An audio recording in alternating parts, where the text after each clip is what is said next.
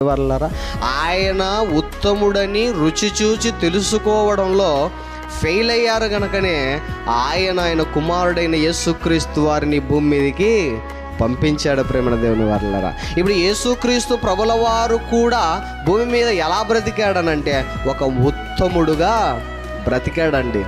ఉత్తముడుగా బ్రతికాడు కాబట్టే, పాపం అనేది లేకుండా జీవించాడు కాబట్టే ఆయన ఆనాటి సమకాలికులతో ఒక మాట అన్నాడండి, నాలో పాపమున్నదని మీలో ఎవడు స్థాపించును అంటే ఆయన ఉత్తముడా కాదు చెప్పండి? ఖచ్చితంగా ఉత్తముడు. ప్రేమణ దేవుని వల్ల ఉత్తముడు, మంచివాడు, లోపం లేనివాడు, పాపం లేనివాడు గనకనే ఆ మాట పలకగలిగాడు.